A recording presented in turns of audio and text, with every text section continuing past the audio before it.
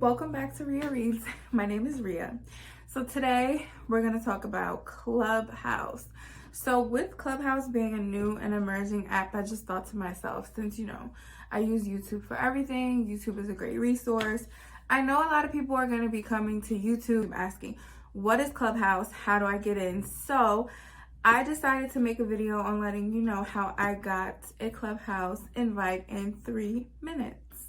So like many people, I heard about Clubhouse here and there. I've had Twitter since 2009. So, I was seeing people on Twitter every day talk about Clubhouse, all of these crazy discussions on Clubhouse. And I'm like, okay, I really don't care. I typically don't jump for the hype. Like if something is super hyped up, I really don't give it any attention for a while. So I was just like, okay, fine. Fast forward, I love The Grapevine. Facilitated by Ashley Acuna. You can follow The Grapevine here on YouTube. So they facilitate a bunch of great conversations, great topics. They host panels. And actually, I'm a Patreon member. So I do give them like a pledge of like $2 a month because, production costs money and Black creatives need to get paid too. And so sometimes they need a bit of help from their audiences. So definitely support them and check them out. So I know they started putting exclusive content on Patreon. And so I'm like, okay, they tweeted that they would be having a discussion on Clubhouse. And so they dropped a link where you could try to join the wait list, and it gave you like a calendar invite to this discussion coming up in a couple of days. And so I was like, oh, if The Grapevine is going to start, kind of moving toward Clubhouse, then I don't want to miss it. So that was kind of my main motivator for downloading the app. Or let me stop there. So you really don't download the app. So I clicked on the link, or if you go to Clubhouse, their website, you'll see they're currently in the beta stage. And so with the app being in the beta stage, it's not open to the public. So from its inception, it was open to different people like celebrities, different figures, but it's invite only. So once I clicked on the link, I got to join the wait list, and then the app will prompt you to basically reserve your username. So if you have Clubhouse already, or if you're waiting on the wait list, make sure you follow me on Clubhouse. My handle is @Rhea's Prelude. What is Clubhouse? Clubhouse coins itself as a drop-in audio app, and so there's no texting whatsoever. There's no DMs. Everything is through audio, so you have to speak. So what it is it's just an app with different rooms. You have your hallway where you'll see like different discussion rooms, and then you have facilitators who host rooms, speakers who get on stage and speak, and I'll get into that more, and then the audience, the people who just listen, which I'm mainly a part of the audience. So who can join Clubhouse? As I stated before, Clubhouse is invite only. So at this point, if someone already has the Clubhouse app and they've already been admitted, they can send you an invite. At this time, during its beta stages, Clubhouse only works for iPhone users. So unfortunately, if you have an Android, you can't use the app. But if you have an iPhone, once you get past the wait list or once someone invites you, you can definitely join right away. If, for instance, someone in your phone book has Clubhouse, they will be notified when you join the wait list, and so they'll be prompted to give you a chance to skip the wait list and join immediately. So I actually joined Clubhouse within 3 minutes because someone that I knew from college actually pushed me past the wait list. So I was pretty shocked because you get a text as soon as you reserve your username and sign up, and it says we'll let you know as soon as you make it. I've seen people on Twitter wait for 33 days, 3 months, didn't get in. And so I was like, oh wow, 3 minutes. And the person that let me in, I'm grateful for him because he really didn't have to. People get really serious about their Clubhouse invites. And the app really wanted to kind of foster some accountability. The app really wanted to create like a clear network of people. So they're really big on showcasing who is responsible for letting people on the app, just so people can see the clear network.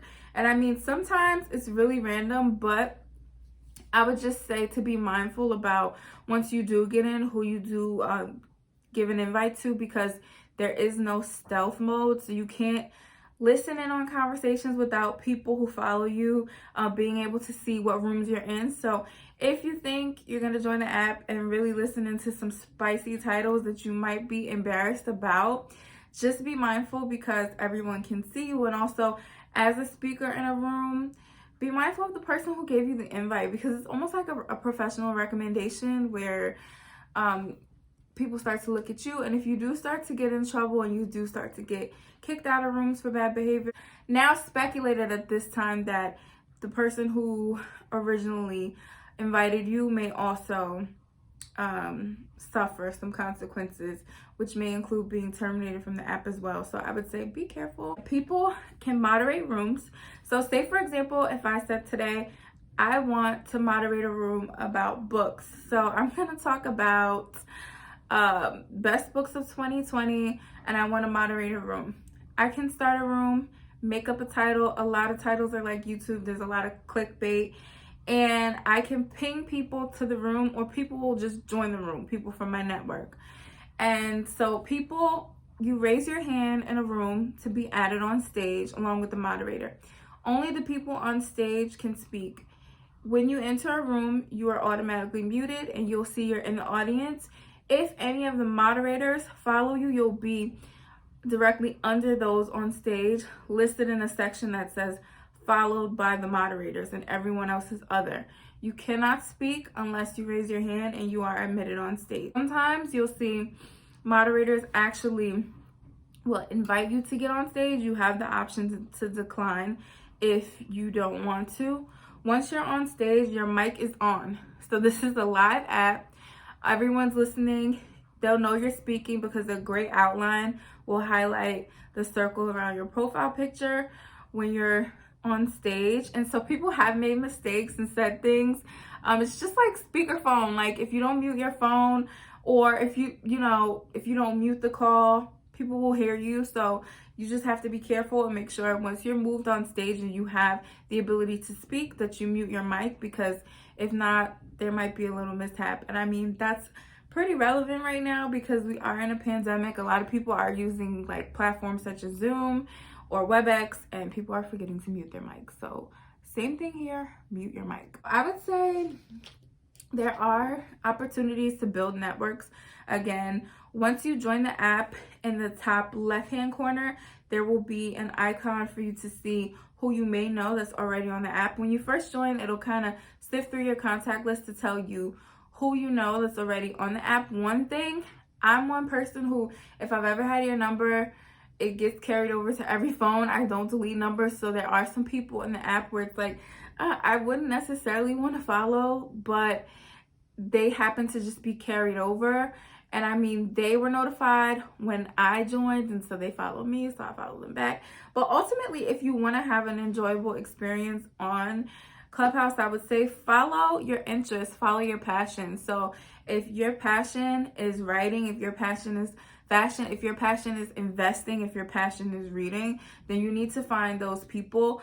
There are so many authors and so many icons and figures in society who have the app, and so if you follow them, then you automatically kind of follow their network, and you'll see the discussions that they listen to, or the discussions that their network are participating in your hallway, and you'll get a chance to kind of be a part of those. So I feel like your following really does shape your experience on the app. So I definitely say just be mindful of that. Don't feel pressured to follow people that you know, because it's a different app. Really what you're listening to and what you engage in really makes your experience. How can Clubhouse change social media? I think definitely can improve and strengthen your network. It's really how you use it. So I've actually networked with people in my like professional interest area so far, and I've been in rooms that circulate around my interests professionally, and people have added me on LinkedIn. People have found me. There are ways to link your Twitter and link your Instagram, and people have from there DM me on another platform where you can actually like text and ask for my LinkedIn and ask to connect, and we've set up other meetings. The app does prompt you to use your real name, by the way. It's that kind of app. So I think it could really change with broadening your network, and also with the pandemic, it's just another way to build social capital for sure. Again, should I invite anyone? I don't think so. I think you should be really mindful. So typically people get one invite upon joining the app, and just remember a couple of things. These invites are serious matter. Like, people on Twitter are like buying invites. People on Facebook are like buying invites. Just remember, your reputation is at stake. And also, with the founders of the app, it's speculated that, you know, your time may be very short if you're linked to someone who has bad behavior. With the app still being in beta stage, I think they're still trying to really regulate, because I have experienced firsthand there are some people who abuse their powers as moderators. As I said, I've been an active, engaged listener many times. I'll definitely follow people if, you know, they say something that resonates with me and I really like the content that they're sharing. I'll follow them, but I haven't really been like on stage speaking a lot. And I have been in rooms where some moderators have just like mindlessly kicked people out of the room. And with the app still in beta stage, they're actually using those metrics of how many times you get kicked out of the room to equate it to your behavior, and it's not always like generalizable. So I think at this time, you know, they're still trying to figure some things out, but just be mindful. You know, if some people are like pretty aggressive, maybe just leave the room. I would say, you know, don't let anyone police your experience. I've heard people advise others not to be wallflowers, but I think we always need balance. And if you're an active listener, it's okay. It's okay to be an active listener. You can engage in other ways. Like I said, you can follow people. People might share their businesses. Whether or not you get on stage and you say something to them, you might end up supporting them, or they might end up supporting you, because that's happened as well.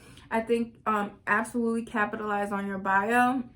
Make sure you put all the important things in your bio. Every single day, there are new people being added on Clubhouse. I think they've broken 1 million users already, although it's still in its beta stage and it's not open to the public. So for sure, capitalize on your bio. Put what's important, put what's appealing to the eye. Sell yourself, market yourself, but you don't have to be an influencer. I think a lot of things are geared toward, you know, being an influencer right now at this time, and that's just not everyone's personality, nor is it their intention. People actually want to have, you know, different lives. Just to give you a idea of some of the rooms that I've been listening to, a lot of rooms about reparations for African Americans in the United States, a lot of rooms about books, a lot of book clubs, and a lot of investing rooms. And that actually brings me to the point, what do I see for Clubhouse in the near future? I do see it as an emerging platform for sure, and I do think it has the potential to do great things. And I think it's great for people who want to really get their businesses out there, get their talents out there, and even sharpen your skill set. Because again, there are a lot of people just dropping gems, offering mentoring in different industries there if you follow the right people. And so I'm curious to know if Clubhouse will open up to stakeholders in the near future, and how it will kind of affect investing. And so let me know if you join Clubhouse below. Sure, I will follow you again on Clubhouse. I'm at Ria's Prelude. Make sure you follow me, say hello. And again, make sure you subscribe here at Ria Reads, where I talk about books, beauty, lifestyle. Can we get into this pillow? So my cousins got me this pillow, Just One More Chapter, and it is so cute. I love it so much. And they also got me some Fenty Beauty, which I'm wearing today. And if you shop my brand, Kismet Beauty, I'm wearing Galaxy lip gloss. So make sure you subscribe. Thanks for watching, and I hope you get into Clubhouse. If you know anyone on Clubhouse, ask them for an invite. I have gotten 3 invites so far. I sent one, it's pending. The person didn't use it, and I have 2 more. So if you know me personally, may the odds be in your favor.